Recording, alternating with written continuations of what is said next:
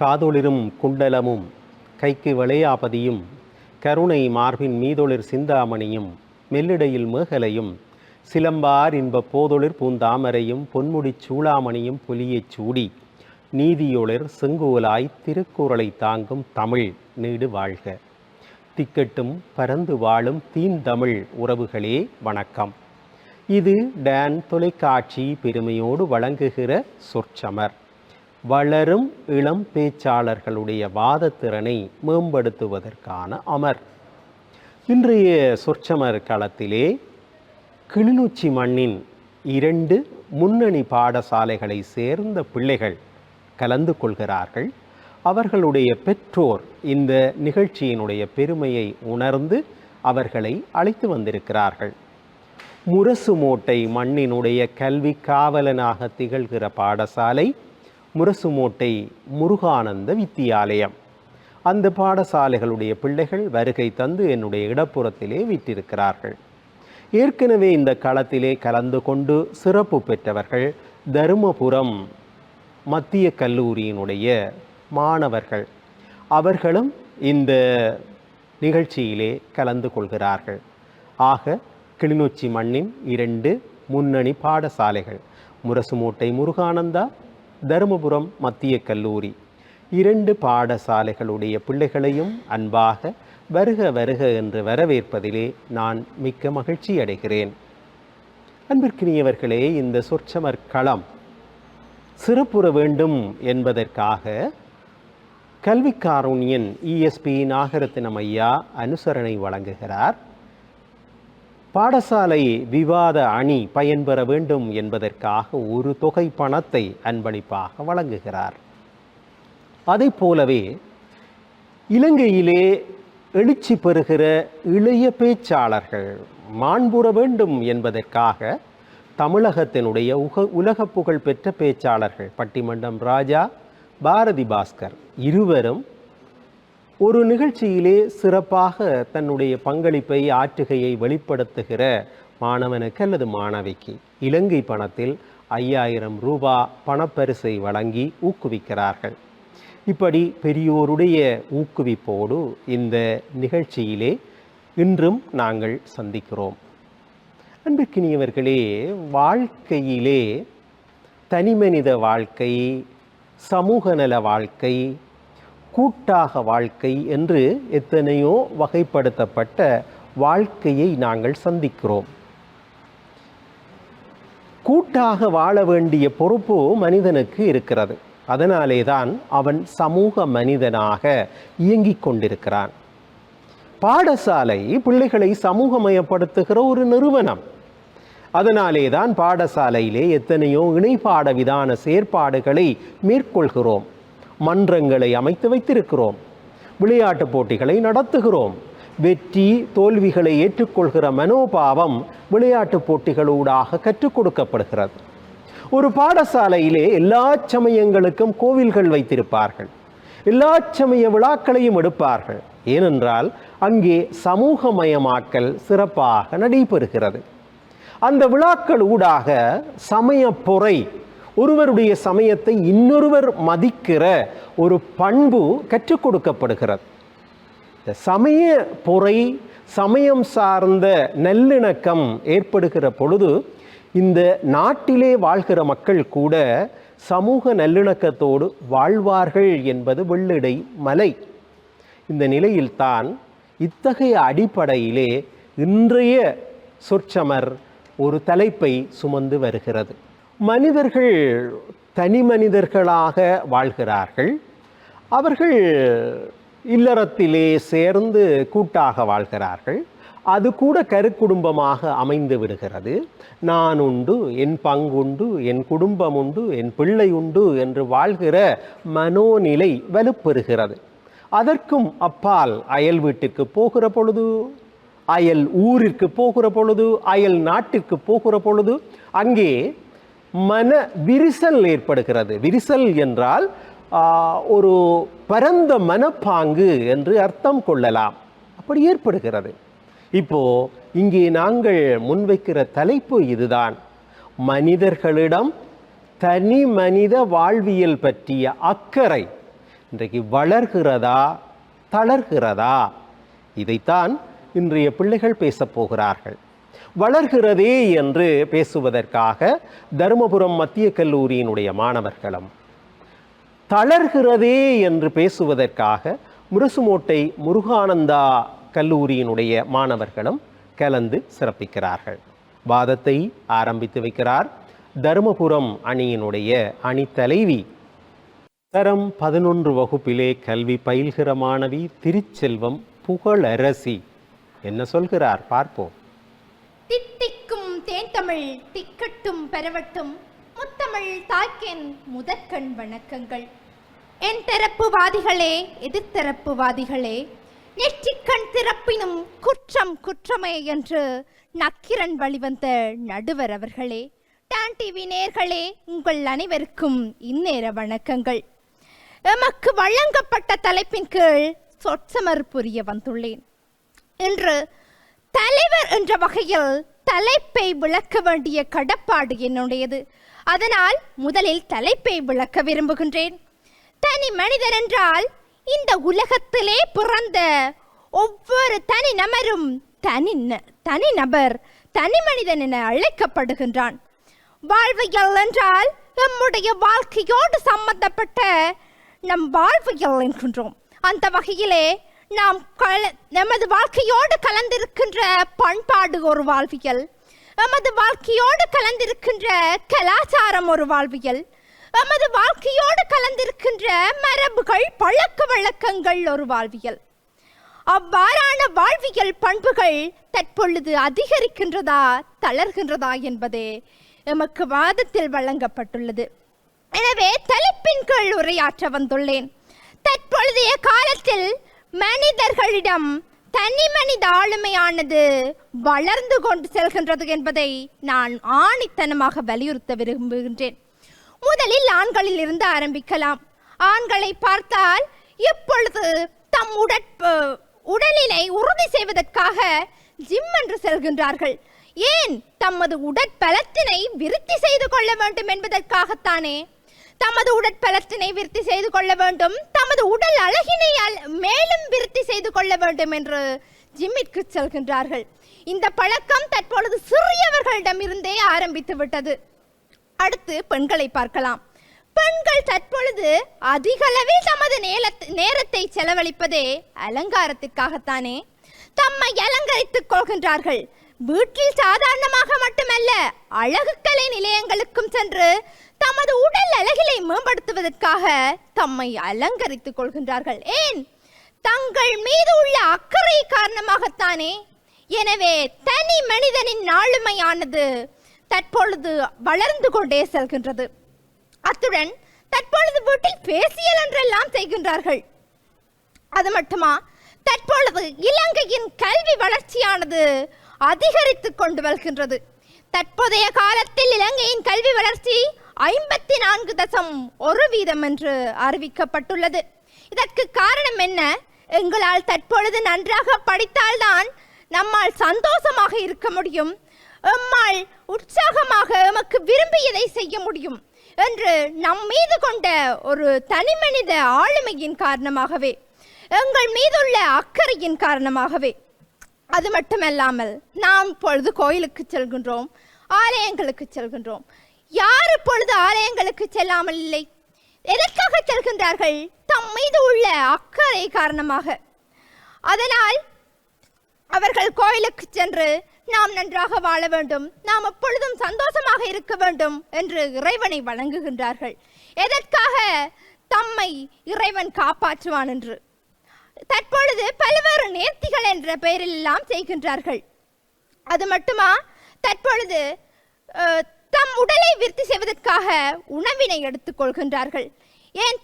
தம் மீது அக்கறை இல்லை என்றால் நீரை மட்டுமே எடுத்துக்கொண்டு உயிர் வாழலாம் தானே.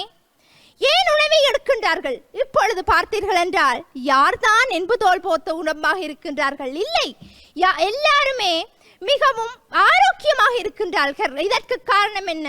அவர்கள் தம் மீது கொண்ட அக்கறை காரணமாகவே. எனவே தற்பொழுதைய காலகட்டத்தில் மனிதர்களிடம் தம் மீதான வாழ்வியல் மீதான அக்கறை வளர்ந்து கொண்டே செல்கின்றது என்பதை ஆணித்தனமாக வலியுறுத்தி வாய்ப்பிற்கு நன்றி கூடி விடைபெறுகின்றேன். தனி மனித வாழ்வியல் மீதான அக்கறை எவ்வாறெல்லாம் இன்றைக்கு வளர்ந்து செல்கிறது என்பதை புகழரசி அழகுற எடுத்து சொன்னார். இன்றைக்கு ஜிம்மிற்கு போகிற ஆண்கள் எத்தனை பேர்? 6 பேக்கை விட 7 பேக் 8 பேக் என்றெல்லாம் வந்துவிடுமோ என்று ஆர்வமாக ஜிம்மிலே போய் தங்களுடைய உடம்பை அழகுபடுத்துவதற்கு துடியாக துடிக்கிறார்களப்பா. புகழரசி பேசினார். அதைவிட ஆண்கள் மாத்திரமா, பெண்களும் எத்தனையோ நகம் புடுங்க போகிறார்கள், மயிர் புடுங்க போகிறார்கள். இப்படி எத்தனையோ அலங்காரங்களுக்காக ஃபேஷியல் என்கிற போர்வையிலே செல்கிறார்களே. இது எல்லாம் எதற்காக? தனி மனிதன் மீதான அக்கறையின் வெளிப்பாடுதானே அவர் சொன்னார். அது மாத்திரமல்ல, இன்றைக்கு தனி மனிதன் இன்றைக்கு உணவு எடுப்பதாக இருந்தாலும் சரி, வாழ்வியல் வயது ஆகட்டும், இன்றைக்கு வாழ்க்கை காலம் அதிகரித்திருக்கிறது. இது எல்லாம் மனிதர்களுடைய அக்கறை மீதான வெளிப்பாடுகள் தானே என்று புகழரசி அழகுற எடுத்து சொன்னார். இதனை எதிர்த்து இல்லை இல்லை, தனி மனிதன் மீதான அக்கறை இன்றைக்கு சமூகத்திலே குறைந்து கொண்டு வருகிறது என்று பேசுவதற்காக கிளிநொச்சி முரசுமோட்டை முருகானந்தா கல்லூரியினுடைய அணித்தலைவி சிவபாலன் ரசிகா, அவர் உயர்தரத்திலே கலைப்பிரிவிலே கல்வி பயில்கிற மாணவி, வருகை தந்திருக்கிறார். அவர் என்ன சொல்கிறார் பார்ப்போம். வாழ்வது நானாக இருந்தாலும் வாழ்வது தமிழாக இருக்கட்டும். தமிழ் தாய்க்கு முதல் வணக்கம். நடுவர் அவர்களே, என் தரப்பு வாதிகளே, எதிர்த்தரப்பு வாதிகளே, டான் டிவி நேயர்களே, உங்கள் அனைவருக்கும் வணக்கம். நமக்கு கொடுக்கப்பட்ட தலைப்பின் கீழ் வாதாட வந்துள்ளதில் பெருமை கொள்கின்றேன். மனிதர்களிடம் தனி மனித வாழ்வியல் மீதான அக்கறை தளர்ந்து கொண்டுதான் செல்கின்றது என்ற கருத்தின் கீழ் வாதாட வந்திருக்கின்றேன். தலைவர் என்ற ரீதியிலே தலைப்பை விளக்க வேண்டிய கடமைப்பாடு எனக்கு உள்ளது. அந்த வகையிலே இந்த சமூகத்திலே வாழ்கின்ற ஒவ்வொரு மனிதனும் தனி மனிதனாகவே கருதப்படுகின்றான். வாழ்வியல் என்பது என்ன? எமது வாழ்க்கையோடு கலந்திருக்கின்ற அம்சம் வாழ்வியலாகும். அதாவது கலாச்சாரம், பண்பாடு, மரபுகள், பழக்க வழக்கம், விருந்தோம்பல், இவ்வாறு எமது வாழ்க்கையோடு பின்னி பிணைந்துள்ள அம்சங்கள் வாழ்வியல் என கொள்ளலாம். இன்று பழைய காலத்திலே ஒரு வரையறுக்கப்பட்ட முறை காணப்பட்டது. இப்படித்தான் வாழ வேண்டும் என்கின்றதான ஒரு முறை காணப்பட்டது. இன்று எங்கே அந்த முறை காணப்படுகின்றது என்று எனக்கு தெரியவில்லை. எப்படியும் வாழலாம் என்ற நிலைக்கு இந்த காலத்து மனிதர்கள் தள்ளப்பட்டு விட்டார்கள். நடுவர் அவர்களே, சங்க காலத்தில் இருந்தார்கள். அந்த காலத்தில் இருந்த பெண்கள் தனக்கு இப்பிறப்பிலே வாழ்ந்த கணவன் தான் மறுபிறப்பிலும் கணவனாக வேண்டும். இம்மறை மாறு ஆகினும் நீயே யாகுக என் கணவன் என்றார்கள். இந்த காலத்தில் எங்கே அப்படி இருக்கின்றது? ஒரு குடும்பத்திலே சண்டை என்றால் இன்றைக்கு கோர்ட்ஸுக்கு போகிறார்கள், நாளைக்கு டிவோர்ஸ் சீட் வாங்குகிறார்கள், வேற ஒரு திருமணத்தை பண்ணி கொண்டு போகிறார்கள். இங்கே எங்கே இருக்கின்றது உங்களுடைய தனி மனிதன் மீதான அக்கறை? இப்படி செய்வதனால் உங்கள் தனி மனித வாழ்வியல் மீதான அக்கறை வளர்ந்து கொண்டுதான் செல்கின்றதா? இது ஒரு சமூகத்திலே தரம் குறைந்த செயலாக அல்லவா பார்க்கப்படுகின்றது? நடுவர் அவர்களே, அவர்கள் புரிந்து கொள்ள வேண்டும். அங்கே இப்பொழுது விருந்தோம்பல், பழைய காலத்திலே விருந்தோம்பல் மிகவும் சிறப்பாக காணப்பட்டது. அங்கே வீட்டுக்கு வருபவரை இன்முகத்தோடு வரவேற்று விருந்தோம்பல் செய்வது மிகவும் ஒரு பண்பாடாக காணப்பட்டது. இன்று எங்கே அந்த விருந்தோம்பல் இருக்கின்றது? வீட்டிற்கு வருபவரை வாசலில் வைத்து கதைத்து விட்டு அனுப்புகின்றார்கள். இது தனி மனித வாழ்வியல் மீதான அக்கறையில் செல்வாக்கு செலுத்துகின்றதா? இப்போ ஒரு வீட்டுக்கு போறோம்னா கூடி அப்பாயின்மெண்ட் வாங்கி தான் போகணும். நீங்க வீட்டை நிக்கிறீங்களா, நாங்க வீட்டை வாரம் என்று சொல்லி போகக்கூடிய நிலைமை தான் இன்று காணப்பட்டு கொண்டிருக்கின்றது. இந்த வகையிலே எங்கே தனி மனிதன் வாழ்வியல் மீதான அக்கறை வளர்ந்து கொண்டு செல்கின்றது என்பது எனக்கு புரியவில்லை. நடுவர் அவர்களே, எதிர்த்தரப்பினுடைய தலைவி சொல்லியிருந்தார், ஆண்கள் ஜிம்முக்கு போகின்றார்களாம். 4 நாட்கள் ஆண்கள் ஜிம்முக்கு போகின்ற பொழுது உடல் அழகாகத்தான் இருக்கும். இதே நீங்கள் ஜிம்முக்கு போய்விட்டு போகாமல் விட்டு பாருங்கள், அந்த ஆண்களுடைய நிலை எவ்வாறு இருக்கின்றது. அதற்கு பிறகு நீங்கள் வந்து சொல்லுங்கள் ஆண்கள் அழகாக இருக்கின்றார்களா என்று. அங்கே பெண்கள் அழகுகலை நிலையங்களுக்கு செல்கின்றார்களாம். தங்கள் மீது அக்கறை கொண்டு அழகுகலை நிலையங்களுக்கு செல்கின்றார்களாம். தங்கள் மீது அக்கறை கொள்கின்ற பெண் அழகுகலை நிலையங்களுக்கு சென்று வருகின்ற ரசாயன பூச்சிகளை பூசுகின்றாள். அதனால் வருகின்ற பின்விளைவுகளை யோசிக்கின்றாளா? அவ்வாறு யோசித்திருந்தால் அவள் அழகுகலை நிலையங்களுக்கு சென்றிருக்க மாட்டாள் தானே. நீங்கள் இதனை சற்று சிந்திக்க வேண்டும். அங்கே உணவு உண்கின்றார்களாம். இன்று எலும்பும் தோளும் இடத்திலும் காணவில்லையாம். இன்று உண்ணுகின்றார்கள் எவ்வாறான உணவுகளை உண்கின்றார்கள்? உடனடி உணவுகளை உண்கின்றார்கள். அதனால் வருகின்ற வியாதியின் நிமித்தமே அனைவரும் அங்கே யானையும் புனையுமாறு இருக்கிறார்களே தவிர அவர்கள் உண்ணுகின்ற உணவு ஆரோக்கியமான உணவாக இருக்கவில்லை. இப்படி இருக்கின்ற பொழுது நீங்கள் எவ்வாறு சொல்லுவீர்கள் தனிமனித வாழ்வியல் மீதான அக்கறை வளர்ந்து கொண்டுதான் இருக்கின்றது என்று? அங்கே இன்று சுகர் ஆலையும் கேன்சர் ஆலையும் அங்கே கிளினிக் போறார்கள் தான் அதிகமா இருக்கணுமே தவிர ஆரோக்கியமான உடம்போடு இந்த காலத்துல இருக்கிற ஆட்கள் வீட்டுக்குள்ள இருக்கிறத நான் காணல. ஆகவே மனிதர்களிடம் தனிமனித வாழ்வியல் மீதான அக்கறை அங்கே தளர்ந்து கொண்டுதான் செல்கின்றது என்பதுதான் எனது ஆணித்தனமான கருத்தாக இருக்கின்றது. மனிதர்களிடம் தனிமனித வாழ்வியல் மீதான அக்கறை தளர்ந்து கொண்டுதான் செல்கின்றது என்பதை ஆணித்தனமாக கூறி நான் விட்டு சென்ற கருத்தை என்ன தொட்டு செல்வார்கள் என்று கூறி விடைபெறுகின்றேன். நன்றி. தனி மனித வாழ்வியல் மீதான அக்கறை தளர்ந்து செல்கிறது என்று தன்னுடைய தொடக்க உரையை நல்கினார் முரசுமோட்டை முருகானந்த கல்லூரியினுடைய அணி தலைவி ரசிகா. அவர் சொன்னதிலும் நியாயம் இருக்கிறது. இன்றைக்கு பாருங்கள், பெரும்பாலானவர்கள் ஆரோக்கியமாக இருக்க வேண்டும் என்பதற்காக உணவு உண்கிறார்களா என்றால் இல்லை. நோய் வந்தாலும் பரவாயில்லை, நாவிற்கு சுவையாக இருக்க வேண்டும் என்பதற்காகத்தான் உணவை உண்கிறார்கள். அதனால்தான் மேலைத்தேய உணவுகளை எல்லாம் கொண்டு வந்து சீஸ் கலந்த பட்டர் கலந்த உணவுகளாக பர்கர் பீஸா இப்படியான உணவுகளுக்கு லைன் கட்டி நிற்கிறார்கள், வரிசை கட்டி நிற்கிறார்கள். இதை சாப்பிட்டு விட்டு கடைசியிலே நாட்டினுடைய பொருளாதாரத்தையும் அவர்கள் வீழச் செய்து மருத்துவ செலவையும் அதிகரித்து தனி மனித ஆரோக்கியத்தை கெடுக்கிறார்கள். அவருடைய வாதத்திலே ஒரு நியாயம் இருப்பதாகவே நான் பார்க்கிறேன். சொற்சமர் களத்திலே கிளிநொச்சி மண்ணின் 2 முன்னணி பாடசாலைகளை சேர்ந்த பிள்ளைகள் பங்கேற்று சிறப்பிக்கிறார்கள். முரசுமோட்டை முருகானந்த கல்லூரி, அவர்களை எதிர்த்து தருமபுரம் மத்திய கல்லூரி. தனி மனித வாழ்வியல் மீதான அக்கறை வளர்கிறதா தளர்கிறதா? வளர்கிறதே என்று வாதிடுகிற தருமபுரம் அணியினுடைய 2வது பேச்சாளர் வருகை தந்திருக்கிறார். தரம் 11 கல்வி பயில்கிற மாணவன் தர்மிகன் என்ன பேசுகிறார் கேட்போம். தாய் தந்த மூச்சுக்கும் தமிழ் தந்த பேச்சுக்கும் என் முதல் வணக்கம். மதிப்புக்குரிய நடுவர் அவர்களே, என்தரப்புவாதிகளே, எதிர்த்தரப்புவாதிகளே, உங்கள் அனைவருக்கும் எனது மனங்கனிந்த வணக்கத்தை தெரிவித்துக் கொள்கின்றேன். எமக்கு தரப்பட்ட தலைப்பானது மனிதர்களிடம் தனி மனித வாழ்வியல் மீதான அக்கறை வளர்கிறது. இது முற்றுமுழுதும் ஒரு உண்மையான கருத்தாகும். ஏனெனில் தற்காலத்தில் காலையில் எழுந்தவுடன் அதிகமானோர் செய்வது என்னவென்றால் தியானம் செய்தல், உடற்பயிற்சி செய்தல், யோகாசனம் செய்தல். எதற்காக செய்கிறார்கள் இதை? அவர்களது உடல் நலம் நன்றாக இருக்க வேண்டும். அவர்கள் மீது அக்கறை கொள்கிறார்கள். அவர்கள் மீது கொண்ட அக்கறையினாலேயே இவற்றை செய்கிறார்கள். ஏன், இவற்றுக்காக பல இடங்களில் வகுப்புகள் கூட நடைபெறுகின்றன. அதிகமாக நகர்ப்புறங்களில் இந்த பயிற்சிகளில் ஈடுபடுவோரின் எண்ணிக்கை அதிகரித்துள்ளதை காணக்கூடியதாக உள்ளது. தர்மபுரத்திலே பிரதான வீதியிலே நடக்கிறவர்கள் இருக்கிறார்களோ? நடக்கிறது உண்டு சார். ஆனாலும் நாய் கடிக்கிறதுக்காக துரத்தும் சார். அந்த நேரம் ஓடி செல்வார்கள். நாய் ஓட வைக்கிறது, சரி வைக்கிறது, அது இன்னும் நல்லது. அடுத்ததாக, தற்காலத்தில் பெண்கள் ஒரு ஆடை வாங்குகின்ற கடைக்கு சென்றால் எப்படியும் குறைந்தது ஒரு 3 மணித்தியாவது செல்லும் என்பது நிதர்சனமான உண்மை.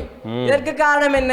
அவர்கள் ஒரு நிகழ்வுக்கோ அல்லது வெளியிடங்களுக்கு செல்லும் போது மிகவும் அழகாக தெரிய வேண்டும். அதற்காகத்தான் இப்பொழுது பல கடைகளிலே டீயும் வடையும் கொடுக்கிறார்கள். அது அவர்களது உத்தி. அடுத்த விடயம் என்னவென்றால், தற்காலத்தில் புதிய கண்டுபிடிப்புகளின் எண்ணிக்கை வளர்ந்து கொண்டு வருகின்றது. நீங்கள் கேட்கலாம், புதிய கண்டுபிடிப்புக்கும் தனிமனித வாழ்வியலுக்கும் என்ன சம்பந்தம் என்று கேட்கலாம். ஆனா புதிய கண்டுபிடிப்புகளுக்கும் தனிமனித வாழ்வியலுக்கும் சம்பந்தம் இருக்கு. என்னண்டா, புதிய கண்டுபிடிப்புகள் கண்டுபிடிக்கப்படுறதால அவனது ஒவ்வொரு மனிதனும் அவனது வேலையை செய்யறதுக்கு இலவாக இருக்குது. அவனது சக்தி வீண்விரயமாக தடுக்கப்படுது. அப்ப சக்தி வீண்விரயா தடுக்கப்படுதுன்னா அவன் அந்த சக்தியை சேமிக்கிறதுக்காக தான் இப்படி புதிய கண்டுபிடிப்புகளை கண்டுபிடிக்கிறான். ஆகவே அந்த இடத்திலையும் அவனது அக்கறையை அவன் பார்க்கிறான் என்பதுதான் இதுல குறிப்பிடத்தக்கது ஒன்றாகும். அடுத்த விடயம், கல்வித்துறையில வளர்ச்சி. ஒரு மன்னனுக்கு ஒரு நாட்டுல இருக்கு, அவன் நாட்டுல மட்டும் சிறப்பு நல்லா இருக்கும். ஆனா கற்றவனுக்கு எங்கு சென்றாலும் சிறப்பு. அந்த வகையில் எல்லாருக்கும் முன்னாலேயும் மதிப்போடு இருக்கணும் அப்படின்றதுக்காக கல்வியை மிகவும் விரும்புகிறார்கள், கல்வி கற்கிறார்கள். கல்வி இல்லையேல் காரியம் இல்லை, காரியம் இல்லையேல் ஊதியம் இல்லை, ஊதியம் இல்லையேல் மதிப்பில்லை, மதிப்பில்லையேல் சுயமரியாதை இல்லை, சுயமரியாதை இல்லையேல் தனி மனிதன் மீதான அக்கறை இல்லை. அடுத்த விடயம், தற்போது கல்வியில் மட்டுமில்லாது பல்வேறு துறைகளிலும் மாணவர்கள் அவர்களது திறமையை வளர்த்துக் கொள்கின்றார்கள். இதற்கான காரணம் என்ன? அவர்கள் ஒவ்வொரு துறையிலும் அவர்களது பெயரை நிலைநாட்ட வேண்டும் என்பதற்காகவே அவர்கள் பல்வேறு துறைகளை தேர்ந்தெடுக்கின்றார்கள். ஏன், நாங்கள் அனைவருமே இந்த பேச்சுத்திறனை மேம்படுத்த வேண்டும் என்பதற்காகவே எமது அக்கறை கொண்டே இந்த விவாத சொற்சம நிகழ்ச்சியில் பங்கேற்றுள்ளோம். அடுத்த விடயமாக கூறப்போனால், எதிர்த்தரப்பினது சகோதரி கூறியிருந்தார், தனிநபர் வாழ்வியல் அம்சங்களில் விருந்தோம்பல் ஒன்று முதல் காணப்பட்டதாம். எனக்கு முதலாவது விடயம் விளங்கியல தனிநபர்ன்ற வாழ்வியல் அம்சத்துக்கும் வெளியாலேருந்து வார ஒரு ஆளை விருந்தோம்பல் செய்கிறதுக்கும் என்ன தொடர்பு என்று விளங்கியல. ஏன்னா வெளியாளர் விருந்தோம்பல் செய்தால் அது அவருக்கு நாங்கள் மரியாதை கொடுக்குறோம், ஓகே, அது சரி. ஆனால் எங்களுக்கு அதில் அவ்வளவு ஆண்டு ஒன்றும் கிடைக்க போகிறது இல்லை. நாங்கள் எங்களை அக்கறை அதில் என்ன எங்களுக்கு என்ன ஒரு எங்கள் மீது என்ன அக்கறை செய்து என்ன அக்கறைக்காக நாங்கள் செய்கிறோம் என்றது ஒரு கேள்வியாக தான் இருக்கிறது. அடுத்த விடயம் சொன்னார், ஒவ்வொருவரையும் சந்திக்க போகணுண்டா அப்பாயின்மெண்ட் போய் வாங்கணுமாம்ண்டு. இப்போ நான் கேட்குறேன், அனைவரும் சும்மாவா வீட்டை இருக்கிறாங்க? அவங்களுக்கு எல்லாம் நேரம் அவசியமானது தானே. இப்போ ஒருவர் போய் நாங்கள் ஒருத்தர் வீட்டை போய் அவர் அந்த வீட்டை அங்கே அந்த நேரத்தில் வீட்டை இல்லாட்டி நாங்கள் திருப்பி வர வேண்டியதாக இருக்கும். அது எங்களுக்கு வீண் விரயம். அப்போ அப்பாயின்மெண்ட் வேண்டதால நாங்கள் அவர் இருக்கிற நேரத்தில் சரியான முறையில் போய் அவரை சந்திச்சுட்டு வரலாம். இது ஒன்றும் தவறில்லையே. இது தவறுண்டு ஏன் அவங்க கூறினாங்கன்னு எனக்கு புரியலை. இதற்கு சரியான காரணத்தை நாங்கள் அவர் எதிர் அணியிலிருந்து எதிர்பார்க்கிறேன். அடுத்த விஷயம், ஜிம்முக்கு போகிறாங்கன்னு சொன்னாங்க, போன பிறகு நிப்பாட்டிடுறேன்னு சொல்கிறாங்க. ஆனால் ஜிம்முக்கு போகிறாக்கள் ஏன் போகிறாங்க? விரும்பி போகிறாங்க. நிப்பாட்டுறது அவங்களோட இஷ்டம். அது அவங்களுக்கு இயலாமை காரணமாக அவங்க ஜிம்முக்கு போகிறத நிறுத்துகிறாங்க. ஆகவே தனி மனிதர் வாழ்வியல் மீதான அக்கறை தற்போது வளர்ந்து கொண்டிருக்கின்றது என்பதனை உறுதிபட கூறி எனது வாதத்தை நிறைவு செய்கின்றேன். நன்றி, வணக்கம். தனி மனித வாழ்வியல் மீதான அக்கறை வளர்கிறதா, தளர்கிறதா? இல்லை இல்லை, தளர்ந்துதான் ஐயா செல்கிறது என்று தன் அணி சார்ந்த வாதத்தை முன்னெடுப்பதற்காக கிளிநொச்சி முருகானந்தா கல்லூரியினுடைய இரண்டாவது பேச்சாளர் சசிகரன் அபிசிகா அவர் உயர்தரத்திலே பயோசயன்ஸ் உயிரியல் விஞ்ஞான பிரிவிலே கல்வி பயில்கிறார். என்ன சொல்ல போகிறார் பார்ப்போம். நடுவர் அவர்களுக்கும் என் தரப்பினருக்கும் எதிர்த்தரப்பு வாதிகளுக்கும் இந்நேர வணக்கங்கள். எதிர்த்தரப்பு தலைவர் கூறியிருந்தார், ஆலயங்களுக்கு எதற்காக செல்கிறோம் என்று. நமது குடும்ப நலனுக்காகவும் நாம் நல்லாக இருக்க வேண்டும் என்றதுக்காகவும் தான் செல்கிறார்கள் என்றார். ஆனால் இன்று அப்படியா? இல்லை இல்லை, அரட்டை அடிப்பதற்காகவும் அடுத்தவர் ஐயையோ நல்லா வாழ்ந்துருவாங்களே என்ற பயத்தினாலும் தான் அவர்கள் கடவுளை தேடி கோயிலுக்கே செல்கிறார்கள். போட்டி நிறைந்த உலகம் இது, அதோடு பொறாமையும் நிறைந்த உலகம் இது. என் வீட்டில் ஒரு ஃபேன் இருந்தால் அது தவறல்ல, அதே அடுத்தவன் வீட்டில் ஒரு ஃபேன் இருந்தால் என் வீட்டில் அதை விட அதிகமாக என் வீட்டில் ஏசி இருக்க வேண்டும் என்றதுக்காக மனிதன் வேலைக்கு செல்கிறான். கால நேரம் பாராமல் வேலைக்கு செல்கிறான். காலை மாலை என்று மேலதிக வேலையை தேடி செல்கிறான். அப்படி செல்லும் போது அவன் தனது தனி மனித வாழ்வியல் அக்கறையில் எப்படி அவன் கவனத்தை செலுத்துவான்? நிச்சயமாக இல்லை, கவனத்தை செலுத்தவே முடியாது. அப்படியானால் தனி மனித வாழ்வியல் அக்கறை தளர்ந்துதானே செல்கிறது. அதே போன்று இவர் இரண்டாவது விவாதி சொல்லி இருந்தார், தியானம் உடற்பயிற்சி எல்லாம் செய்கிறோம் என்று. தியானம் செய்தால் தற்பொழுது நாட்டில் தற்கொலை அதிகரித்து வருகின்றது. செய்கிறார்களா? இல்லை. நேரம் போதாமையின் காரணமாகத்தான் அவர்கள் தனது தியான பயிற்சியிலோ உடற்பயிற்சிகளிலோ செய்யவில்லை. அப்ப தனது மனித அக்கறையில் அவர்கள் கருத்திலே எடுக்கவில்லை. அதனால்தான் தற்கொலை செய்கிறார்கள். தூக்கில் தொங்குவோமா, மருந்துகள் குடிப்போமா என்று பல எண்ணங்களில் அவர்கள் சுத்துகிறார்கள். அது முற்றிலும் உண்மை. அடுத்து சமூக வலைதளம் என்று சொல்லி சமூகத்திற்கு ஒரு ஒரு கோட்பாடு கொண்டு வரப்பட்டது. சமூக வலைத்தளத்தில் அவர்கள் சந்தோஷத்திற்காக என்ன செய்கிறார்கள்? தலைமுடியை இவ்வாறு இழுப்பதும் அவ்வாறு மேலே சென்று விடுவதுமாக அவர்களது செயற்பாடுகள் இருக்கிறது. அது மட்டுமல்ல, கல்யாணம் தான் கட்டிக்கிட்டு ஓடி போலாமா என்று பாட்டுகள் வர, இது தனி மனித வாழ்வியல் அக்கறையில் எவ்வாறு செல்வாக்கு செலுத்துது? இங்க டிசைனா கை வழிய பச்சைகள் குத்தி கொண்டு திரிகிறதும் எவ்வளவு கொடூரமான செயல்களை செய்கிறார். அதே போன்றுதான் வாகனங்கள் வீதிகளிலே வாகனங்கள் செல்கிறது. அதை நாங்கள் போட்டோ ஷூட் செய்யறோம்ன்றதுல ஏதோ முறுக்கி கிறுக்கி கொண்டு போய் எங்கெல்லாம் கவிண்டு கிளந்து கிடக்கினோம் என்று நீங்கள் அறிவீர்களா? அது அப்படியானால் எப்படி அவர்களது தனி மனித வாழ்வியல் அக்கறை செல்வாக்கு செலுத்துகிறது என்பதை நீங்கள் கூறுவீர்கள்? அதே போன்று இக்காலத்தில் KFC சிக்கன் என்றால் அப்படியே லைனுக்கு ஓடுது. எங்க நிறைய தூரம் நின்றாலும் பல மணி நேரமாக அதற்கு செலவிடுகின்றோம். பீஸா பர்கர் என்று சாப்பிட்டு எமது வாழ்க்கையின் ஒரு உன்னதமான உறவான பெற்றோர் என்ற தகுதியை இழந்து மலட்டுத்தன்மையான உறவுக்கு நாங்கள் இங்கே தள்ளப்படுகின்றோம். அதற்கு காரணம் என்ன? தனி மனித வாழ்வியல் அக்கறை இல்லாமல் அவன் தனது சந்தோஷத்தை மட்டும் எதிர்பார்த்து அவன் பல்வேறுபட்ட ரசாயன கலந்த உணவுகளை உட்கொள்கின்றான். மலட்டுத்தன்மை என்பது ஒரு எதிர்கால சந்ததியினரை உருவாக்குவதை இல்லாமல் அளிக்கின்றது அல்லவா? இது ஒரு தனி மனித வாழ்வியல் அக்கறை எப்படி இங்கே வளர்கிறது என்று கூறுவீர்கள்? ஆகவே மனிதர்களிடம் தனி மனித வாழ்வியல் அக்கறை ஒருபோதும் வளரவில்லை, தளர்ந்துதான் செல்கிறது என்பதை ஆணித்தளமாக முன்வைத்து எனது விவாதத்தை நிறைவு செய்கின்றேன். நன்றி. அபிசிகா அவனுடைய வாதத்தை கேட்டோம். இன்றைக்கு பெரிய பெரிய மோட்டார் சைக்கிள்களை உருட்ட மாட்டாதவர் ஏறி இருந்து என்ன ஓட்டம் ஓடுறார்? கையில் பச்சை குத்தி, காலில் பச்சை குத்தி. தனி மனித வாழ்வியல் மீதான அக்கறை அவருக்கு இருந்தால் இப்படி அவர் செய்வாரா? இந்த வேகத்திலே மோட்டார் சைக்கிள் ஓடுவாரா? KFC சிக்கனை சாப்பிட்டு கொலஸ்ட்ரோலை கூட்டி மண்டையை போடுவாரா? ஆகவே தனி மனிதன் மீதான அக்கறை இன்றைய சமூகத்திடம் குறைந்து கொண்டு போகிற காரணத்தால் தானே இவற்றையெல்லாம் அவர்கள் செய்கிறார்கள்.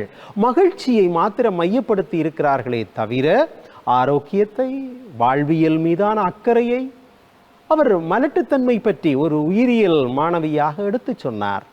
இப்படியான சாப்பாடுகளை, உணவுகளை எல்லாம் உண்பதனால் மலட்டுத்தன்மை மேலோங்கி செல்கிறது. அதனால் எங்கள் சமூகத்தினுடைய விருத்தி குறைய போகிறது என்பதை உணர்ந்தார்களா? இப்படியெல்லாம் கேட்டார்.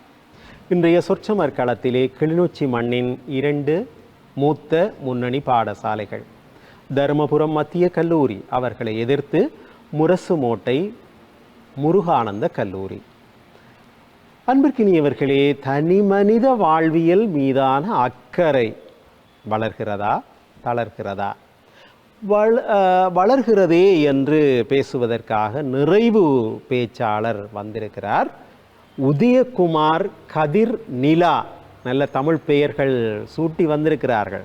முதலில் பேசியவர் புகழரசி, இப்பொழுது வந்திருப்பவர் கதிர் நிலா. ஒரு காலத்திலே வன்னியிலே தூய தமிழ் பெயர்கள் நிலவிய காலத்திலே பிறந்த பிள்ளைகள். மிகவும் மகிழ்ச்சியாக இருக்கிறது. கதிர் நிலா பேச இருக்கிறார். தனி மனித வாழ்வியல் மீதான அக்கறை வளர்கிறது. ஒரே விடயத்தையே இவர்கள் திருப்பி திருப்பி புரட்டி போடுகிறார்கள். அதாவது ஒரு மனிதன் பச்சை குத்துகிறான் என்றால் அவன் தன் மீதான அக்கறையிலே தான் குத்துகிறான் என்று ஒருவர் சொல்கிறார். இல்லை இல்லை, தன் மீது அக்கறை இருந்தால் இப்படி குத்தி எய்ட்ஸை வாங்குவானா என்று மற்றவர் பேசுகிறார். சரி, பார்த்து விடுவோம் கதிர் நிலா என்ன பேச போகிறார் என்று. இயல், இசை, நாடகம் என முத்தமிழாய் என் மூச்சு காற்றில் கலந்து வள்ளுவனின் வாசகமாய் 2 அடியில் என் நெஞ்சினில் நுழைந்து என் நாளும் இணையாளும் தமிழன்னையே உனக்கு என் முதற்கண் வணக்கங்கள். இன்றைய வாத மேடையிலே நல்லதொரு தீர்ப்பை நடுநிலையாய் வழங்க காத்திருக்கும் நடுவரையா அவர்களுக்கும், என் தரப்பு வாதத்தை ஒட்டி பேச வந்திருக்கும் எந்தரப்பு வாதிகளுக்கும், என் தரப்பு வாதத்தை வெட்டி பேச வந்திருக்கும் எதிர்த்தரப்பு வாதிகளுக்கும், டான் டிவி நேயர்களுக்கும் இந்நேர வணக்கங்களை கூறி எனது வாதத்திற்குள் நுழைகின்றேன். இன்றைய காலத்தில் தனி மனிதர்களிடம் தனி மனித வாழ்வியல் மீதான அக்கறை வளர்கிறது என்பதை எள்ளளவு சந்தேகமும் இன்றி நான் இன்று வாதிடுகின்றேன். இன்றைய காலத்தில் தனி மனித வாழ்வியல் மீதான அக்கறை நிச்சயம் இருக்க வேண்டும். ஏனென்றால் தன் மீது அக்கறை இருந்தால் தான் இன்றைய காலத்தில் பிழைத்துக் கொள்ள முடியும். இன்று அநேகமான ஆன்றோர் வாக்குகளில் குறிப்பிடுகின்றேன் ஒன்றை: உன்னை உன்னால் மட்டுமே உண்மையாக நேசிக்க முடியும். இது தமிழில் உள்ள ஆன்றோர் வாக்கு. ஆங்கிலத்தில் ஒன்று கூறுகின்றேன்: you must focus on your life. இது இரண்டும் தனி மனிதன் தன் மீது அக்கறை செலுத்த வேண்டும் என்பதை வலியுறுத்துகின்ற வாக்கியங்கள். இன்றைய உலகம் நிரந்தரம் இல்லாத உலகம், சுயநலம் நிறைந்த உலகம். இன்று உனக்காக யாரும் இல்லை என்பதே இங்கு நிதர்சனமான உண்மை. நீ மட்டுமே உன் மீது அக்கறை செலுத்த வேண்டும். அவ்வாறு இருந்தால்தான் நீ விரும்பிய வாழ்வை வாழ முடியும். ஒருவரது வாழ்வியல் மீதான அக்கறை இருப்பதன் அவசியம் மிகவும் முக்கியம். அவ்வாறு இல்லை என்றால் 2 பாதகமான விளைவுகள் உனக்கு ஏற்படும். ஒன்று, உன் மீது இருக்கின்ற நன்மைகளையும் உன் மீது இருக்கின்ற நற்பண்புகளையும் உன்னால் வளர்க்க முடியாது. இன்னொன்று, உன்னிடம் இருக்கும் குற்றங்களை உன்னால் களைய முடியாது. தனி மனிதன் மீது தன் மீது இருக்கும் அக்கறை இருக்க வேண்டும் என்பதற்கு நடுவர் ஐயா இடையில் கரைக்கும் போது எங்களுக்கு கூறியிருந்தார். சிற்றுண்டி உனக்கு அழைத்த போது தனக்கு டயபெட்டிக் இருப்பதால் தன் மீது அக்கறை கொண்டு உணவை மறுத்தார். இதிலிருந்து என்ன தெரிகிறது? ஒவ்வொரு மனிதனும் அடிப்படையில் இருந்து தன் மீது அக்கறை செலுத்துகின்றான் என்பது இதிலிருந்தே உறுதியாகின்றது. இதிலிருந்து ஒன்று தெரிகிறது: நடுவருக்கு டயபெட்டிக் என்றே நீ எனக்கு குளிசை கொண்டு வந்து தரப்போகிறார்கள். சரி. எதிர்த்தரப்பினர் கூறியிருந்தார்கள், திருமணமாகின்றதாம். திருமணமாகி சிறிது காலத்தில் பிரச்சனை வந்தால் அடுத்த திருமணம் விவாகரத்து செய்து ஆரம்பிக்கின்றதாம். தன் மீது அக்கறை இல்லாது இருந்து விட்டால் பிடிக்காத வாழ்வை பிடிக்காததாகவே வாழ்க்கை பூராகவும் வாழ்ந்து கொண்டிருந்திருக்கலாம். தன் மீது தன் வாழ்க்கை மீது உள்ள அக்கறை காரணமாகவே விவாகரத்து செய்கின்றார்கள். அவரவர் பிரச்சனை அவரவருக்கே தெரியும். அது தன் மீது உள்ள அக்கறையை உறுதிப்படுத்துகின்றது. தன்னுடைய வீட்டில் ஃபேன் இருந்தால் எதிர் வீட்டில் ஏசி இருந்தால் தன் வீட்டிலும் ஏசி இருக்க வேண்டுமாம். இதிலிருந்து நீங்கள் தலைப்பை தெளிவாக புரிந்து கொள்ளுங்கள். தனி மனிதனுக்கு தனி மனித வாழ்வியல் மீதான அக்கறை இருக்கின்றதா இல்லையா? இங்கு இருக்கின்றது. அதாவது இங்கு வளர்ந்து கொண்டுதான் இருக்கிறது இன்றைய சமூகத்தில். மற்றும் எதிர்த்தரப்புவாதி கூறியிருந்தார், மலட்டுத்தன்மையாம் எதிர்கால சந்ததியினரை பாதிக்கின்றதாம். தலைப்பை மீண்டும் மீண்டும் வலியுறுத்துகின்றேன். தனி மனித வாழ்வியல் மீதான அக்கறை வளர்கிறதா தளர்கிறதா? எதிர்கால சந்ததி என்பது தனி மனித வாழ்வியல் இல்லை. தனி மனிதன் என்பது தன்னை மட்டும் குறிப்பிடக்கூடியது. தனி மனித வாழ்வியல் மீதான அக்கறையே ஒரு மனிதனை தன் வாழ்வில் உயர்த்துகின்றது. இதற்கு உதாரணமாக தோமஸ் அல்வா எடிசனை கூறலாம், ஆபிரகாம் லிங்கனை குறிப்பிடலாம். ஒவ்வொருவருக்கும் வீட்டில் எவ்வளவு கஷ்டங்களை கடந்து வாழ்வில் வென்றவர்களே இவர்கள். வீட்டில் உள்ள கஷ்டங்களை நினைத்து தன் மீது அக்கறை கொள்ளாது வீட்டில் உள்ள கஷ்டம்தான் காரணம் என்று அவர்கள் தட்டி கழிக்கவில்லை. தன் மீது கொண்ட அக்கறையால் பல கடினங்களை தானே கடந்து வாழ்வின் பாதையை கண்டறிந்தவர்களே அவர்கள். ஆகவே இன்றைய சமூகத்தில் தனி மனிதன் தன் மீது அக்கறை கொண்டு தனி மனித வாழ்வியல் அக்கறையை வளர்க்கின்றான் என்பதை ஆணித்தனமாக உங்கள் முன் முன்வைத்து வாய்ப்புக்கு நன்றி கூறி விடைபெறுகின்றேன். நன்றி. கதிர்நிலா சில அடிப்படை உண்மைகளை பேசியதை பார்த்தோம்.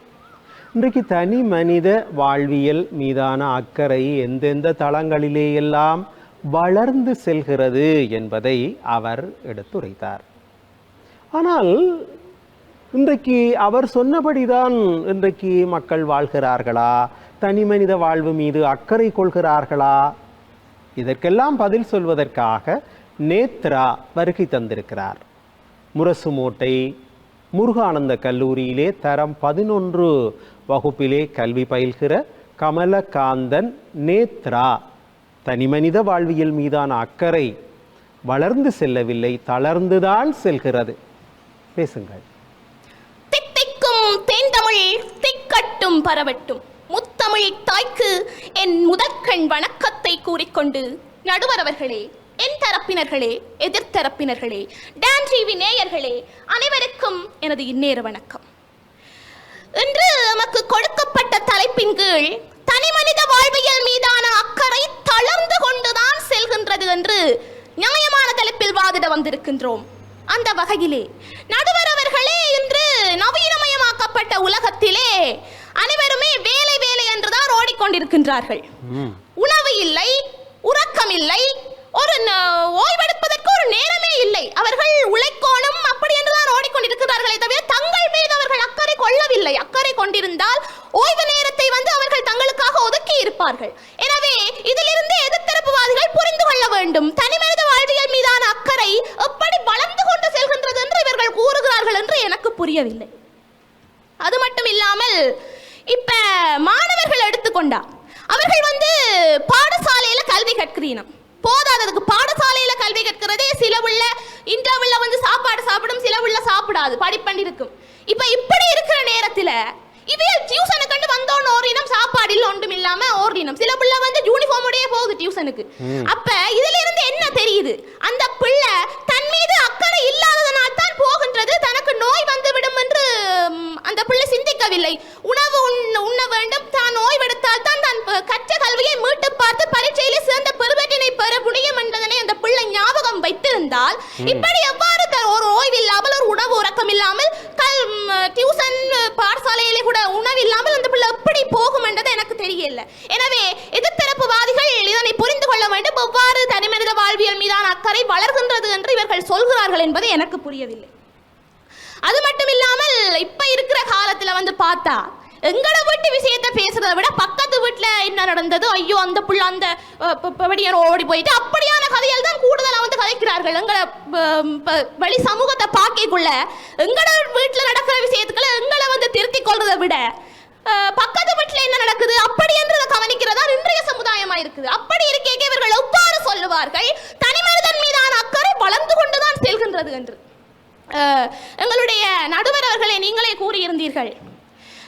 இப்ப ஒரு கிராமிய கடை இருக்கு, அனைத்து கிராமிய உணவுகள் எல்லாமே ஆரோக்கியமான உணவுகள் கிடைக்குமாண்டா, அங்க ஆக்கள் போறணுமா? இல்ல, பீஸா பர்கர் KFC இருந்தா சும்மா லைன்ல நிக்கிறேன்னா ஏதோ தெய்வீக அமிர்தத்தை கண்ட மாதிரி. அப்ப இப்படி இப்படியான உடனடி உணவுகளை செய்த ஐரோப்பிய உணவுகள் உடனடியாக தயார் செய்யப்பட்ட உணவுகளை சாப்பிடுவதால எங்களுக்கு நோய் வரும், எங்களோட உடல்நலம் பாதிக்கப்படும் என்று ஒரு தனிமனிதன் நினைச்சிருந்தா எப்படி அவர் அப்படியான கடைகள்ல தன்னோட அதிக நேரத்தை செலவழிப்பார் எனக்கு விளங்க இல்லை.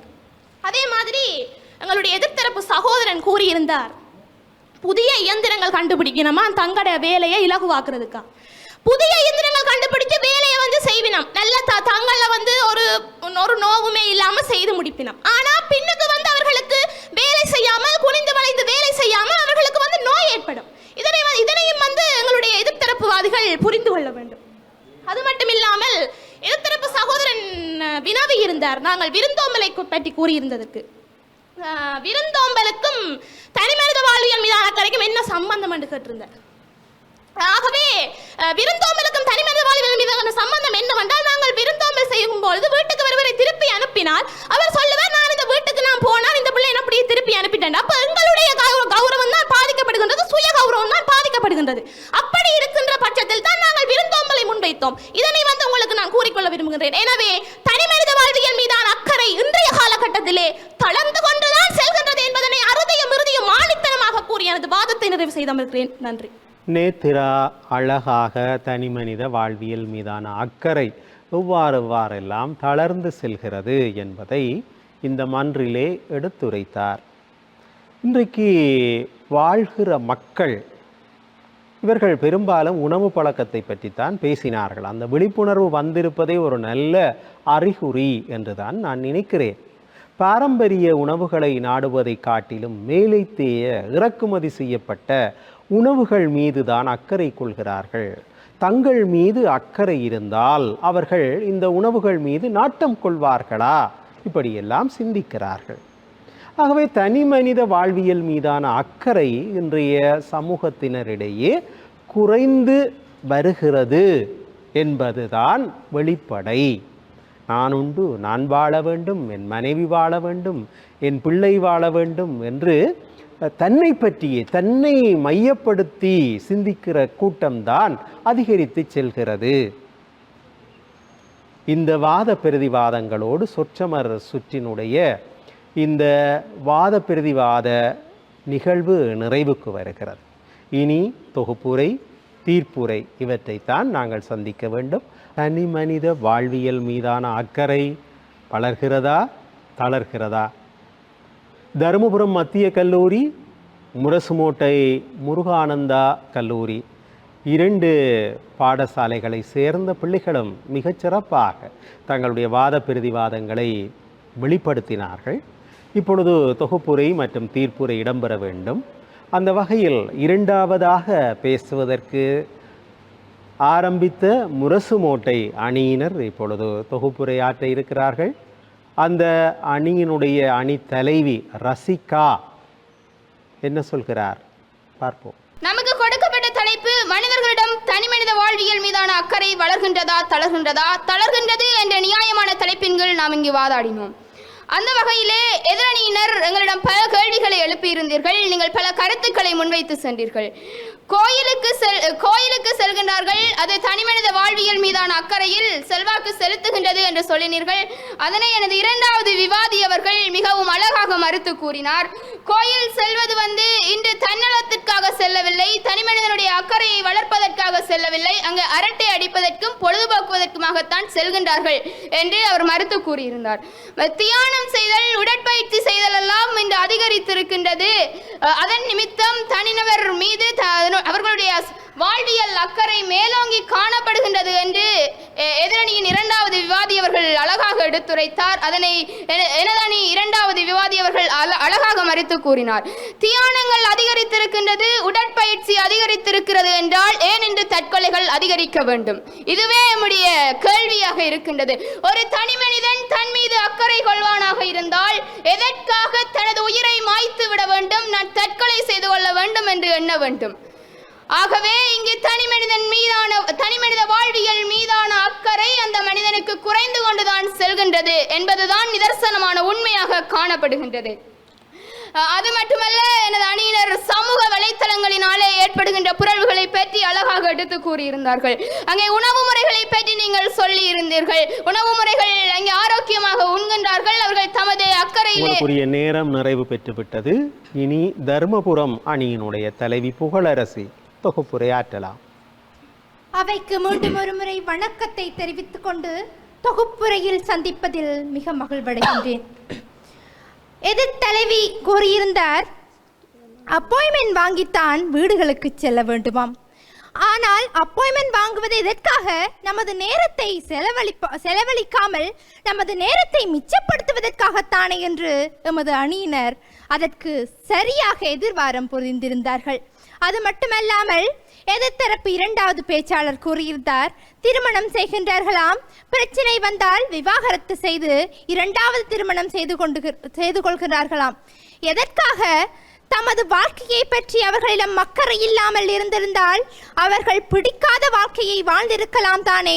எதற்காக? தம் மீது அக்கறை உள்ளதால் தான் அவர்கள் 2வது திருமணம் என்ற போர்வைக்குள் செல்கின்றார்கள் என்று நமது தரப்பின் 3வது பேச்சாளர் கூறியிருந்தார்.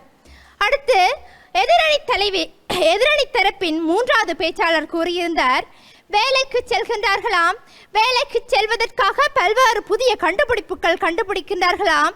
இதனால் அவர்களின் வேலை இலகுபடுத்தப்படவில்லை, அதற்கு பதிலாக அவர்களுக்கு நோய்கள் வருகின்றது என்று கூறியிருந்தார். நோய்கள் வருகின்றதா? அவர்கள் வேலைகளை இலகுபடுத்துவதற்காகத்தானே இந்த கருவிகளை கண்டுபிடித்தது. வேலைகளை கடினமாக செய்தால் எதிர்காலத்தில் மூட்டு வலி, இடுப்பு வலி போன்ற பிரச்சனைகளுக்கு ஆளாக நேரிடும் என்று கருதிதான் அவர்கள் தம் மீது கொண்ட அக்கறை காரணமாகவே இந்த உபகரணங்களை கண்டுபிடித்தார்கள் என்று நான் ஆணித்தனமாக வலியுறுத்த விரும்புகின்றேன். அது மட்டுமல்லாமல் எதிர்காலத்தில் மலட்டுத்தன்மை ஏற்படுத்துகின்றதாம். எதிர்காலத்தில் மலட்டுத்தன்மை ஏற்படுவதற்கும் எம்மீது அக்கறை கொள்வதற்கும் என்ன நியாயம் இருக்கின்றது என்று எமது அணித்தரப்பினர் மிகவும் அழகாக வாதாடியிருந்தார்கள். அன்பிற்கினியவர்களே, சுவையான வாத பிரதிவாதங்கள் இதுவரை இடம்பெற்றிருக்கின்றன. இந்த பிள்ளைகளுக்கு இது முதலாவது அனுபவம், தொலைக்காட்சியிலே பேசுகிற அனுபவம். வன்னி மண்ணிலே இருந்து மிகவும் வீரத்தோடு இந்த களத்திற்கு வருகை தந்து தங்களுடைய ஆற்றலை இந்த பிள்ளைகள் வெளிப்படுத்தி இருக்கிறார்கள். கிளிநொச்சி முருகானந்தா கல்லூரி, தருமபுரம் மத்திய கல்லூரி 2 பாடசாலைகளுடைய பிள்ளைகளும் தங்களுடைய பெற்றோருடைய வழிபடுத்தலிலே இந்த களத்திலே கலந்து தங்களுடைய திறனை வெளிப்படுத்தி இருக்கிறார்கள். அவர்களுக்கு முதலிலே எங்களுடைய பாராட்டுக்களை தெரிவித்துக் கொள்ள வேண்டும். தனி மனித வாழ்வியல் மீதான அக்கறை வளர்கிறதா தளர்கிறதா? இன்றைக்கு மனிதன் எதற்காக வாழ்கிறான் என்றால் பலரும் குறிக்கோள் இல்லாதுதான் வாழ்கிறேன் என்று சொல்கிறார்கள். அப்பர் பெருமான் தன்னுடைய தேவாரம் ஒன்றிலே சொல்வார், குறிக்கோள் இல்லாது கெட்டேன் என்று பேசுவார். எந்த ஒரு வாழ்க்கைக்கும் குறிக்கோள் இருக்க வேண்டும். உங்களுடைய அப்பா அம்மாவை கேட்டு ஏன் வாழ்கிறீர்கள் என்றால் என்னுடைய பிள்ளைக்காக வாழ்கிறேன் என்று சொல்வார்கள். பெரும்பாலானவர்கள் ஒரு இலட்சியத்தை வரித்து காட்டுவது மிக மிக குறைவு. வள்ளுவர் அன்றைக்கே ஒரு மனிதன் திருமணம் செய்ய வேண்டும் என்று சொல்லி, இல்லறத்தானாக வேண்டும் என்று சொல்லி, அவன் எதற்காக இல்லறத்தானாக வேண்டும், அவனுக்குரிய கடமைகள் என்ன என்று சொன்னார். 11 கடமைகளை சொல்கிறார். அதை விரித்து உரைப்பது இந்த தீர்ப்புரைக்கு நேரத்தை சாப்பிட்டு விடும். ஆனால் சுருக்கமாக சொல்கிறேன். இல்வாழ்வான் என்பான் இயல்புடைய மூவர்க்கும் நல்லாற்றின் நின்ற துணை என்று பேசுவார். இல்வாழ்வான் திருமணம் செய்தவன் இயல்புடைய மூவர். கருணாநிதி உரை செய்கிற பொழுது பெற்றோருக்கு, மனைவிக்கு, பிள்ளைகளுக்கு என்று சொல்வார். பரிமேலழகர் உரை செய்கிற பொழுது பிரம்மச்சரியனுக்கு, வனப்பிரஸ்தனுக்கு, சந்நியாசம் கொள்பவனுக்கு இல்லறத்தான் உதவி செய்ய வேண்டும் என்று சொல்வார். ஆக இல்லறத்தான் தனக்காக வாழக்கூடாது, பிறருக்காக. பிரம்மச்சரியம் மாணவ பருவத்திலே இருக்கிறவனுக்கு, அதைவிட துறவை நோக்கி செல்பவனுக்கு, துறவிக்கு உதவி செய்ய வேண்டும் சொல்வார். அதைவிட துறந்தார்க்கும் துவாதார்க்கும் இறந்தார்க்கும் இல்லறத்தான் என்பான் துணை என்று பேசுவார். அதாவது வாழ்க்கையிலே வறுமைப்பட்டவர்கள், ஆதரவற்றவர்கள், அதைவிட ஏழைகளாக இருக்கிறவர்கள், இவர்கள் எல்லோருக்கும் இல்வாழ்க்கை திருமணம் செய்தவன் அவர்களுக்காக வாழ வேண்டும் வள்ளுவர் சொல்வார். 6 பேரை பற்றி சொல்லிவிட்டேன். இன்னும் 5 பேர். தென்புலத்தார், தெய்வம், விருந்து, ஒக்கல், தான் என்றாங்கு 5புலத்தாறு ஓம்பல் தலை பேசுவார். தென்புலத்தார் என்றால் எங்களுக்காக வாழ்ந்து இறந்தவர்கள், தெற்கே போய்விட்டவர்கள், இறந்து விட்டவர்கள் தென்புலத்தார். தெய்வம் என்பது தேவுக்களை குறிக்கும். தேவர்களுக்காக, தென்புலத்தாருக்காக, அறிவிக்காமல் வருகிற விருந்தினர்களுக்காக, தன்னுடைய சுற்றத்தாருக்காக, இவர்களுக்கெல்லாம் வாழ வேண்டும். 10 கடமைகள் வந்துவிட்டது. 11வது யாருக்காக வாழ வேண்டும் என்றால் தனக்காக வாழ வேண்டும். தென்புலத்தார், தெய்வம், விருந்து, ஒக்கல், தான் தனக்காக வாழ வேண்டும். ஆகவே இந்த வாதக்களத்திலே நீங்கள் கூறிய கருத்துக்களை பார்த்தால் இன்றைய மனிதர்கள் இந்த 11 கடமைகளுக்குள்ளே எத்தனை கடமைகளுக்கு முதன்மை கொடுக்கிறார்கள் என்று ஒரு கணம் சிந்தித்து பார்க்க வேண்டும்.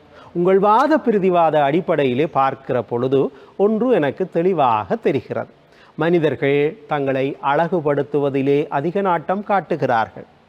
மனிதர்கள் சுயநலம் கொள்வதிலே அதிக நாட்டம் காட்டுகிறார்கள். என் வீட்டிலே மின்சாரம் நின்றுவிட்டால் வெளியிலே ஓடி வந்து பக்கத்து வீட்டிலே கரண்ட் இருக்கிறதா என்று பார்க்கிறேன். அப்பாடா, அங்கும் இல்லைத்தான், சந்தோஷப்படுகிறேன். ஆக என் மீதான அக்கறை எனக்கு இன்றைக்கு அதிகரித்து செல்கிறது என்றுதான் கொள்ள வேண்டி இருக்கிறது. ஒரு காலத்திலே மனிதர்கள் கூட்டு குடும்பமாக வாழ்ந்தார்கள். மாமா, மாமி, அத்தான், மச்சான் என்று ஊரிலே, தர்மபுரத்திலே அப்படி வாழ்வியல் இருக்கும், முரசு மூட்டையிலே அப்படி வாழ்வியல் இருக்கும். ஆனால் இன்றைக்கு அந்த வாழ்வியல் கூட ஜெயமோகன் சொன்னதை போல, பிரபல எழுத்தாளர் ஜெயமோகன் சொன்னதை போல, இன்றைய கிராமங்கள் நகரங்களுடைய சூம்பிய வாள்கள் என்று சொல்கிறார். முரசு மூட்டையிலும் ஃபுட் சிட்டி இருக்கும் இல்லையா, தர்மபுரத்திலும் இருக்கும். நகரத்தினுடைய சாயல் அங்கும் வெளிப்பட்டு நகரத்திலே வாழ்கிறவர்கள் தான் அயல் வீட்டிலே யார் வாழ்கிறார் என்று தெரியாமல் வாழ்வார்கள். அதே வாழ்க்கை கோலம் இன்றைக்கு கிராமங்களிலும் தொற்றுகை அடைந்து வருகிறது. ஆக நான் உண்டு, என் பாடுண்டு, என் குடும்பம் உண்டு. அதனால்தான் ஒரு கவிஞன் சொன்னான், வீட்டின் பெயரோ அன்னை இல்லம், அன்னை இருப்பதோ முதியோர் இல்லம். இன்றைக்கு யாழ்ப்பாணத்தினுடைய பல முதியவர்கள் தருமபுரத்திலும் முரசுமோட்டையிலும் இருக்கிற முதியோர் இல்லங்களிலே தான் வந்து வாழ்கிறார்கள். அங்கு தங்களுக்கு ஒரு ஆதரவு கிடைக்கும் என்று தேடி வருகிறார்கள். அப்படி என்றால் இன்றைக்கு தனி மனித வாழ்வியல் மீதான அக்கறை அந்த பிள்ளைகள் இந்த முதியவர்களை அங்கே கொண்டு போய் விட்டு விட்டார்கள். தாங்கள் வெளிநாட்டிலே போய் உழைக்க வேண்டும், சுகபோக வாழ்வை அனுபவிக்க வேண்டும், சந்ததிக்கு பொருள் சேர்க்க வேண்டும், அப்பா அம்மா முதியோர் இல்லத்திலே போய் இருங்கள் என்று வழிப்படுத்தி விடுகிறார்கள். தனி மனித வாழ்வியல் மீதான அக்கறை. ஆனால் சமூகம் சார்ந்த அக்கறையும் இல்லாமல் இல்லை. சமூகத்திற்காக வாழ்கிறவர்கள் இருக்கிறார்கள். ஆனால் உங்கள் வாத பிரதிவாதங்களை வைத்து தீர்ப்பை சொல்ல வேண்டும். அந்த நிலையில் குறுகிய சில வட்டங்களுக்குள்ளே தான் இந்த வாத களம் நகர்ந்து சென்றதை பார்த்தோம். மிக குறிப்பாக பச்சை குத்துகிறார்கள், மேக்கப் போடுகிறார்கள். இப்படி விருந்தினர்கள் வந்தால் அப்பாயின்மெண்ட் எடுத்துத்தான் வர வேண்டும். அதையே இரண்டு தரப்பாரும் தங்களுக்கு ஏற்றாற் போல திருப்பி வாதிட்டார்கள். இதற்குள்ளே புகழரசியினுடைய நிறைவுரை, தொகுப்புரை மிகச்சிறப்பாக இருந்தது. அதாவது தன் அணி எதை இங்கே முதன்மைப்படுத்தியது என்பதை தர்க்கபூர்வமாக முன்வைத்தார். அதற்காகவே அந்த அணிக்கு தீர்ப்பை கொடுக்கலாம் என்று நடிகர் துணிகிறார். தனிமனித வாழ்வியல் மீதான அக்கறை இன்றைக்கு வளர்ந்து செல்கிறது. ஏனென்றால் நான் என் குடும்பம், என் பிள்ளை, என் சுற்றம், என் வீடு என்று என்னை சுற்றியே வாழ்வு மையப்படுத்தப்பட்டிருப்பதால் பிறர் நலம் கருதி வாழ்கிறவர்களுடைய எண்ணிக்கை இன்றைக்கு குறைந்து செல்வதால் தனி மனித வாழ்வியல் மீதான அக்கறை வளர்ந்து செல்கிறது என்று வாதிட்ட தருமபுரம் மத்திய கல்லூரி அணியினர் இந்த போட்டியிலே வெற்றி பெறுகிறார்கள் என்கிற தீர்ப்பை சொல்லி தன்னுடைய அணிக்காக சிறப்பான பேச்சாற்றலை வெளிப்படுத்திய பேச்சாளர் யார் என்றால் மூன்றாவதாக பேசிய கதிர் நிலா. ஒரு பேச்சாற்றலை வெளிப்படுத்திய நல்ல பேச்சாளர். வாருங்கள், உங்களுக்கு பட்டிமன்றம் ராஜா பாரதி பாஸ்கர் வழங்குகிற பரிசு. எனக்கு வழங்கப்பட்ட அதிகாரத்தின்படி உங்களுக்கு அந்த பரிசை வழங்குவதிலே நானும் மகிழ்ச்சி அடைகிறேன். நல்லது நேயர்களே, மீண்டும் மற்றுமோர் நிகழ்ச்சியில் சந்திக்கலாம். நிகழ்ச்சி ஒளிப்பதிவு மற்றும் படத்தொகுப்பில் பங்களிக்கிற ராஜ் மற்றும் துவா குழுவினர், நிகழ்ச்சி ஒருங்கிணைப்பாளர் டான் தொலைக்காட்சியினுடைய மனிதவள முகாமையாளர் செல்வச்சந்திரன், இவர்களோடு மீண்டும் மற்றுமோர் நிகழ்ச்சியில் உங்களை சந்திக்கும் வரை வணக்கம் கூறி விடை கொள்கிறேன். நன்றி, வணக்கம்.